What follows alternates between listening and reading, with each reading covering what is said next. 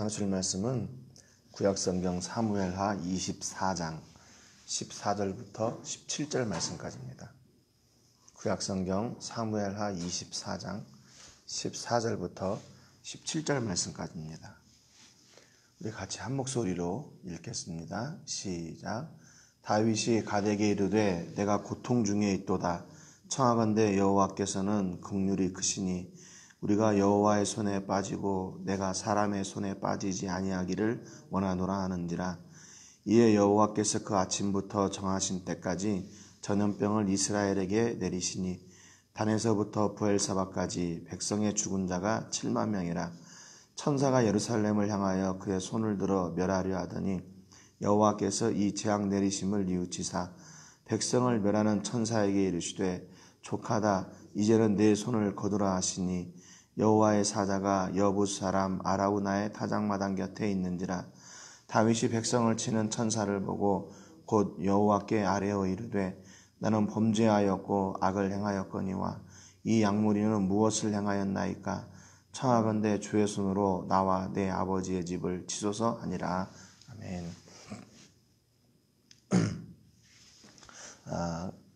인구조사를 하게 된 다윗은 갑자기 하나님의 마음의 두드림을 받게 되죠. 그래서 그 성령의 두드리심을 통해서 그 인구조사를 했던 것이 바로 하나님 앞에 큰 죄가 되었구나라는 것을 알게 되고 또 하나님 앞에 회개를 하게 됩니다. 이 하나님은 선지자 갓을 보내가지고 다윗의 죄를 용서하시기 위해서 이제 다윗을 만나게 되는 그런 장면이 있었습니다. 그래서 다윗이 이제 선택해야 되는 것은 세 가지 재앙 중에 하나였었죠. 13절에 보면 7년 기근, 아니면 석 달 동안 원수들에게 쫓기는 것, 아니면 3일 동안 전염병이 임하는 것이었습니다. 그런데 병행구절인 역대상 21장 12절에 보면 이 기근의 기간이 3년으로 되어 있습니다. 그래서 이게 뭐 3년이냐 7년이냐 이런 논쟁들이 많은데, 뭐 영어 성경 같은 경우는 12개의 번역본들 가운데 한 8개 번역본들이 역대상 우리 한글에는 본문에 있는 그 7년이라는 그 말을 3년으로 해석을 하고 있습니다. 그러니까 아마 그 70인역에도 3년으로 번역이 되어 있고요. 그래서 뭐 학자들이 얘기하기는 역대상 같은 경우도 다 이게 3년, 3개월, 3일 이렇게 3하고 관계된 숫자이기 때문에 아마 이 본문도 7년 기근이 아니고 13절에 7년 기근이라기보다는 아마 3년 기근이 맞을 것이다 라고 이제 이렇게 추측을 합니다. 그런데 뭐 이거 7이라는 말은 히브리 말로 쉐바고 또 3이라는 말은 샬롯이라는 말인데 이게 서로 좀 이렇게 혼동하기가 그렇게 뭐 쉽거나 뭐 그렇지는 않은 것 같아요. 그러니까 우리가 무엇이 옳다라고 이렇게 지금 말하기보다는 이 죄가 하나님 앞에 얼마나 큰 아픔을 드렸나 하는 것을 우리가 이 본문을 통해서 생각을 하는 것이 더 좋을 것 같습니다. 그러니까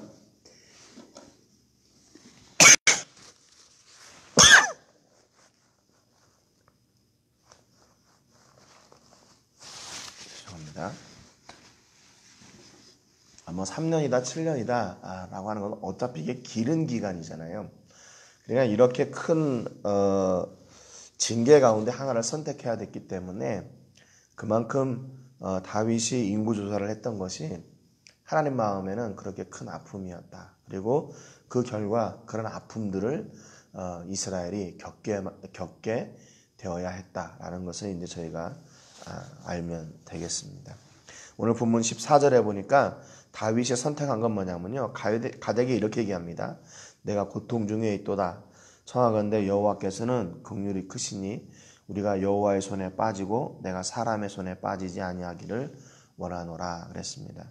지금 다윗의 상태를 어떻다고 이야기하냐면 내가 지금 고통 중에 있다 이렇게 이야기합니다.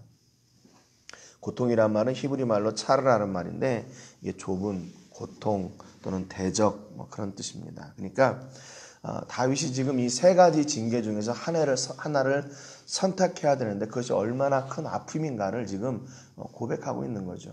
그렇잖아요. 지금 자기가 잘못함으로 인해서 자칫하면 온 이스라엘 백성들이 지금 엄청난 고난을 당해야 되는데 이거를 어떻게 해야 되나, 이거 어떤 거를 결정해야 되나, 이게 힘든 일인 것이죠.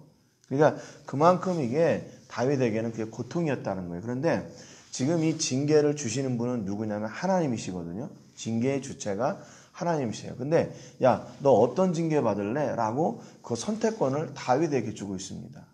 그러니까 지금 뭐 이런 그 징계를 주시는 분이 야, 너 이렇게 했으니까 내가 이렇게 할 거야 딱 하고 하시면 뭐 이렇게 그거에 대해서 깊이 고민 안 하고 그냥 이거 하나님한테 잘못했으니까 내가 당연히 받는 거지, 이제 이렇게 생각할 수도 있을 텐데, 야, 너가 이렇게 잘못했기 때문에 내가 너한테 이런 징계 중에 한 가지를 줄 거야.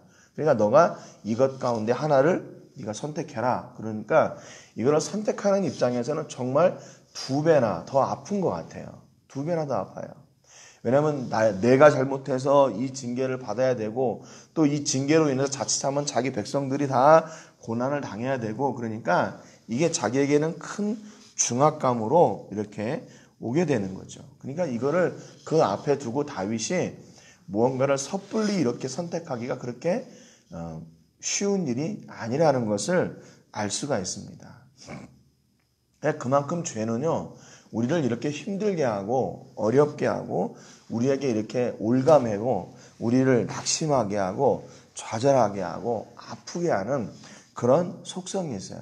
그러니까 단지 그냥 죄는 죄로 끝나는 것이 아니라 그 죄의 결과, 그 죄를 회개하기까지의 그 모든 과정이 아픔이라는 것을 오늘 다윗을 통해서 우리에게 보여주고 있는 겁니다. 그래서 다윗은 뭐라고 얘기했냐면, 여호와께서는 긍휼이 크시니 우리가 여호와의 손에 빠지고 내가 사람의 손에 빠지지 아니하기를 원하노라 그랬습니다. 근데 다윗은 다시 이 선택권을, 자기에게 허락해 주신 하나님의 선택권을 다시 하나님께 돌려드리고 있어요. 하나님, 내가 이거 결정하기가 힘들고 어렵습니다. 그러니 긍휼이 많으신 하나님께서 이 일을 이루어 주십시오 라고 그 선택권을 하나님께 다시 드려요.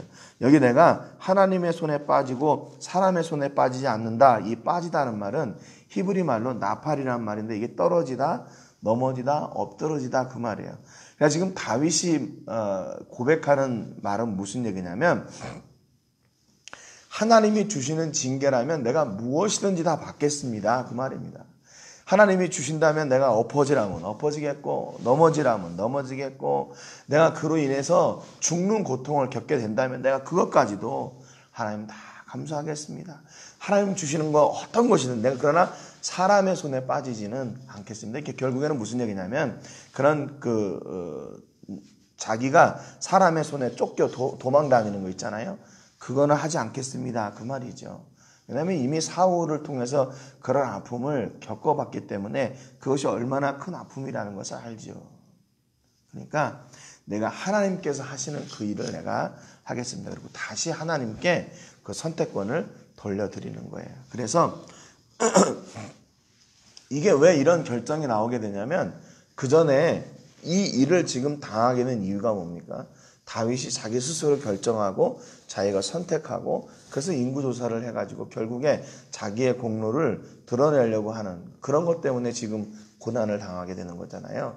그러니까 이제는 자기 스스로 결정하는 것이 얼마나 큰 아픔인가를 알게 돼요. 그래서 하나님, 이것도 하나님이 선택해 주세요. 내가 그러면 무엇이든지 하나님 다 받겠습니다 라고 이제 고백을 하게 되는 거죠. 그래서 그 죄를 통해서 이 죄가 얼마나 하나님을 아프시게 하는 것인가를 깨닫게 되고, 내가 이제는 다시는 이 죄와는 짝하지 않으리라 라고 다윗이 이렇게 결단을 하게 되는 겁니다. 15절에 보니까, 이에 여호와께서 그 아침부터 정하신 때까지 전염병을 이스라엘에게 내리시니 단에서부터 브엘세바까지 백성의 죽은 자가 7만 명이라 그랬습니다. 지금 그 아침부터 정하신 때까지 이렇게 기록되고 있는데, 이게 3일 동안 다 전염병을 주신 게 아니에요. 왜냐하면 그 다음에 보면 중간에 이 전염병의 재앙이 그쳐지게 되거든요. 그러니까 보통 어떤 사람들은 하루를 생각하고 있고 그러기도 한데 아마 이 전염병을 주었던 그 기간이 그렇게 길지 않은 것, 짧은 기간일 겁니다. 그래서 단에서부터 브엘세바까지 이스라엘 온 전체에 이 전염병이 내려가지고 그날 그 시에 죽은 사람이 7만 명이나 됐어요. 7만 명. 그러니까 이 죄의 결과가 얼마나 크다는 것을 알게 되는 것이죠. 그래서 여러분 이거를 잊을 수가 있겠어요? 하나님께서 이스라엘 전역에 전염병을 내리셔가지고 그날 죽은 사람이 7만 명이나 돼. 근데 그게 우리가 스스로 결정하고 선택했던 그것을 하나님께서 죄로 여기시고 그것을 이렇게 징계하신 거다. 그러니까 다음에는 그 일을 행할 때마다 얼마나 조심스럽겠어요. 어떤 일을 결정할 때 혹시 이것이 나의 공로를 위함인가 아니면 하나님의 영광을 위함인가를 늘 생각하겠죠. 그만큼 이게 아픔이라는 거죠. 16절에 보니까 천사가 예루살렘을 향하여 그의 손을 들어 멸하려 하더니 여호와께서 이 재앙 내리심을 뉘우치사 그랬습니다. 이제 그 재앙을 내리는 천사가 예루살렘을 향해서 거기는 지금 다윗이 머물고 있는 성이잖아요. 그곳이잖아요. 그래서 거기를 딱 치려고 하는데 여기 성경에 보니까 여호와께서 이 재앙 내리심을 뉘우치사 그랬어요. 하나님이 행하신 일을 뉘우치셨대요. 그래서 백성을 멸하는 천사에게 이르시되 족하다. 이제는 내 손을 거두라 하시니 여호와의 사자가 여부스 사람 아라우나의 타작마당 곁에 있는지라 그랬습니다. 하나님께서 재앙을 내리셨던 그 천사를 중단하게 하고 그를 기다리라고 그럽니다. 무엇 때문에 그러냐면 이게 바로 다윗의 회개 때문에 그런 거죠. 물론 다윗의 죄가 큰 것은 알아요. 그런데 막상 그 죄로 인해서 죽어가는 영혼들을 보니까 하나님이 그것을 견디실 수가 없는 겁니다. 여기 성경에 보면 뉘우쳤다. 하나님이 뉘우쳤다라고 하는 말 있잖아요. 이게 히브리 말로 나함이라는 말인데 이게 후회한다 그 말입니다. 이건 무슨 말이냐면 그 마음 깊은 곳에서부터 올라오는 탄식이 섞인 후회를 이야기하는 거예요. 여러분 그런데 성경 민수기 23장 19절에 보면 뭐라고 기록되어 있냐면 하나님은 사람이 아니시니 거짓말을 하지 않으시고 인생이 아니시니 후회가 없으시도다 그랬어요. 여러분 오늘 본문에는 하나님이 뉘우쳤다, 후회했다 그렇게 기록하고 있고 민수기에서는 하나님은 후회하지 않으신다 그렇게 써 있어요. 근데 여기 민수기 23장 19절에 있는 후회한다 이 말이 오늘 본문에 있는 뉘우친다는 말, 나함이란 말 똑같아요. 히브리 말로. 이게 성경이 서로 반대되는 그런 기록을 한 거 아닌가. 서로 오류가 있는 게 아닌가. 어디에서는 하나님이 후회하지 않으신다고 그래놓고서는 어디서는 후회한다고 그래요. 그런데 이게요, 이 말씀을 주신 상황을 보면 왜 이렇게 기록되어 있는지 알 수 있어요. 민수기 23장 19절 하나님은 후회함이 없다라고 하는 말은 무슨 얘기냐면요. 발락이 이스라엘과 다윗을 저주하기 위해서 발람 선지자를 부릅니다. 그래가지고 그 이스라엘을 저주하라고 그래요. 그런데 이스라엘 향해서 저주를 하려고 그러는데 하나님께서 이스라엘 향해서 축복의 말씀을 주세요. 축복의 말씀. 그러니까 발람 선지자가 그렇게 얘기하는 거예요. 하나님은 사람이 아니시니 거짓말을 하지 않으시고 인생이 아니시니 후회가 없으시다. 어찌 그 말씀하신 바를 행하지 않으시며 하신 말씀을 실행하지 않으시랴. 그러면서 20절부터 뭐라고 얘기하냐면 내가 축복할 것을 받았으니 그가 주신 복을 내가 돌이키지 않으리라. 야곱의 허물을 보지 아니하시며 이스라엘의 반역을 보지 아니하시는도다. 여호와 그들의 하나님이 그들과 함께 계시니 왕을 부르는 소리가 그 중에 있도다. 하나님이 그들을 애굽에서 인도하여 내셨으니 그의 힘이 들소와 같도다. 야곱을 해할 점술이 없고 그 이스라엘을 해할 복술이 없도다. 이때 야곱과 이스라엘에 대하여 논할진대 하나님께서 행하신 일이 어찌 그리 크냐 하리라 하세요. 그러니까 지금 발람 선지자가 이스라엘 향해서 저주하려고 그러는데 하나님이 축복의 말씀을 주신 거예요. 그러니까 하나님께서 주시는 그 축복에는 후회하심이 없다 그 말입니다. 하나님의 백성을 사랑하시는 그 사랑에는 후회하심이 없다는 거예요. 그런데 오늘 본문에는 뭐라고 했어요? 하나님이 재앙 내리심을 후회했다 그랬잖아요. 그러니까 우리에게 저주를 내리시고 우리에게 죄를 내리시고 재앙을 내리실 때는 하나님이 언제라도 후회하셔요. 언제라도 후회하셔요. 여러분 요나서를 보면 니느웨 성을 향해서도 그러잖아요. 요나는 니느웨 성이 멸망할 것을 보려고 기다리고 있는데 하나님이 그 니느웨 성이 회개하자마자 그들을 살려주세요. 요나가 그러잖아요. 하나님 어떻게 이럴 수 있습니까? 내가 그렇게 이게 도망가려고 했는데도 여기까지 데리고 와서 나보고 얘네들한테 멸망한다고 말하라고 하시더니 아니 이렇게 용서해주면 내가 내 체면이 뭐가 됩니까? 뭐 난리가 났죠. 그때 하나님께서 설명해 주시는 게 그게요. 야 여기 니느웨 성에 좌우를 분별하지 못하는 12만 명의 사람들이 있는데 내가 그들을 사랑하지 않겠냐? 그렇게 말씀하세요.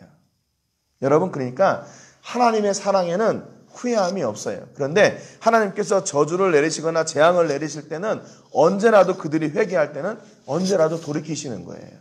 왜? 그것을 후회하시니까. 그들이 회개하는 것을 보고 하나님께 돌아올 때 하나님은 그 결정, 그 재앙 내리시기로 결정했던 것을 언제라도 포기하신다는 그 말이에요. 여러분 그러니까 하나님의 사랑은요. 야, 뭐 하나님이 어떻게 전지전능하신 분이라더니 야, 우리에게 재앙을 내렸다 안 내렸다 막 그런다. 야, 그게 하나님이냐? 그게 신이냐? 이렇게 조롱하는 사람들의 비난도 다 소용없다는 거예요. 왜요? 하나님의 사랑은 끝까지 변함이 없기 때문에 우리를 사랑하심에 후회가 없으시니까 그게 제일 큰 하나님의 존재 목적이세요. 하나님의 존재 목적 좀 이러면 제가 이게 좀 교만하게 이야기하는 것 같은데 하나님께서 우리를 사랑하시는 그 사랑에 변함이 없으시다 그 말이에요. 그래서 하나님께서 우리를 사랑하신 데는 어떤 방법을 동원해서든지 간에 사랑을 표현하시고 그 일을 이루신다는 거예요. 그러니까 하나님께서 우리에게 재앙을 내리시는 이유는 뭐냐? 우리를 사랑하지 않고 죽이기 위함이 아니라 우리를 다시 돌이키시기 위함이라는 뜻이 그렇게 명확하게 드러나는 거죠. 그러니까 여러분 다윗을 통해서 하나님께서 이스라엘을 재앙을 내리시고 그들을 징계하신 이유는 그들을 죽이시기 위함이 아니었다는 거예요. 그들이 그 일을 통해서 철저하게 돌아오고 회개하고 하나님을 다시 사모하는 그 관계가 회복되어질 때 하나님은 언제라도 그것을 중단하신 그런 사랑의 하나님이시다 그 말입니다. 여러분 그러니까 하나님께서 이스라엘에게 재앙을 내리신 것은 하나님의 사랑을 표현하심이에요. 하나님의 사랑을 표현하심. 부모들이 자녀를 때릴 때 이 녀석 이제 잘못했으니까 너 이거 맞아가지고 죽어라. 그리고 때리는 부모가 어디 있습니까? 사랑하기 때문에 때리는 거잖아요. 그래서 걔가 뉘우칠 때는 언제라도 그 때리는 것을 멈추는 게 부모예요. 그 사랑이 오늘 이 재앙을 통해서 드러나고 있는 겁니다. 그 백성이 죽어가고 그 아파하는 모습을 하나님이 보시니까 견딜 수가 없었던 거예요. 그래서 그냥 천사를 통해서 야 중지 너 거기 기다리고 있어. 그렇게 말씀하시는 거죠. 17절에 보니까 다윗이 백성을 치는 천사를 보고 곧 여호와께 아뢰이 이르되 나는 범죄하였고 악을 행하였거니와 이 약물이는 무엇을 행하였나이까 청하건대 주의 손으로 나와 내 아버지의 집을 치소서 합니다.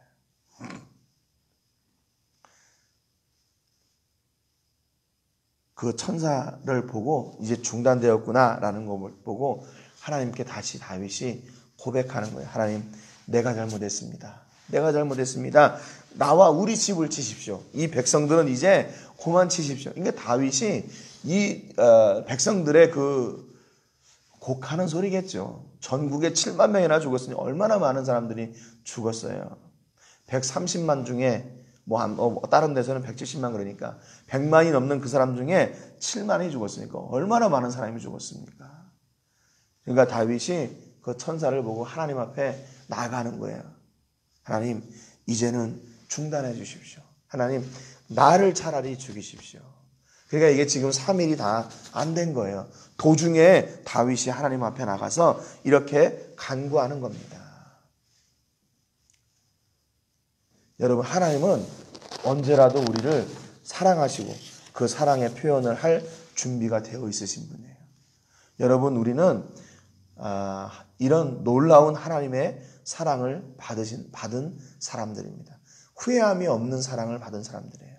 하나님이 우리를 사랑하시고 그 사랑을 실천하시고 그 사랑을 이루시기 위해서 어떤 일이든지 행하시지만 우리가 하나님 앞에 돌아오는, 하나님을 찾는, 하나님을 사랑하는 그 모습을 보기를 원하시는 거죠. 여러분, 혹시 오늘도 우리가 인생을 살아가면서 우리의 시선이 어디를 향해 있는가, 여러분 돌아보는 은혜가 있기를 주님의 이름으로 축복합니다.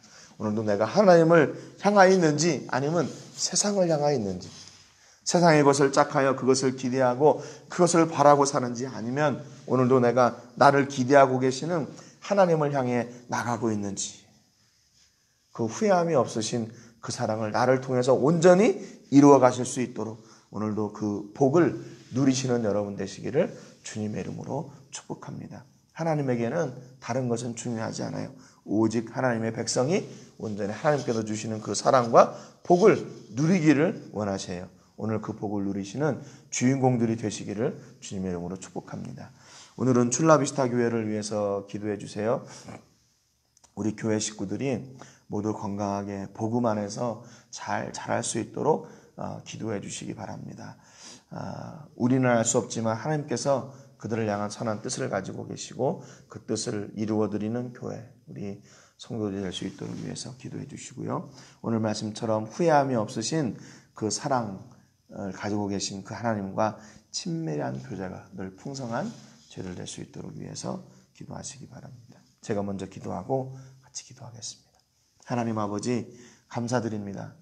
오늘 다윗이 하나님 앞에 범죄했던 그 아픔을 철저하게 뼈저리게 느끼고 하나님 앞에 다시 돌아가, 하나님, 내가 잘못했으니 나와 내 집을 칠하고, 그렇게 회개하는 그 아픔의 고백을 저희가 듣게 됩니다. 하나님은 이스라엘의 죄를, 다윗의 죄를 징계하시기 위해서 이스라엘에게 전염병을 주시고 그 짧은 기간에 7만 명이나 되는 사람들이 그 죽음의 고통을 당하게 되었습니다. 이것이 다윗에게는 얼마나 더 큰 아픔이었는지 모릅니다. 그래서 하나님도 역시 그 일을 후회하시고 그 재앙 내리신 것을 중단하셨던 것을 저희가 보았습니다. 변하지 않으시는 그 사랑, 후회함이 없는 그 사랑을 우리에게 쏟아붓고 계심에도 불구하고 오늘 우리는 누구를 향해 있습니까? 무엇을 향해 가고 있습니까? 우리의 시선이 온전히 하나님께 고정되고 하나님과 그 깊은 교제를 나누게 하시며 하나님께서 주시는 그 사랑과 복을 누리는 저희들이 되게 하여 주시옵소서. 하나님, 오늘 우리 삶 가운데 친히 역사해 주셔서 우리의 잘못된 것들이 있다면 말씀하여 주시고 우리를 아버지 그 가운데서 돌이켜 주시는 그 사랑을 오늘도 회복하게 하시며 그 하나님과 오늘도 그 깊은 교제 가운데 그 사랑 가운데 있게 하여 주시옵소서. 모든 영광을 하나님께 드리며 예수님의 이름으로 기도합니다. 아멘.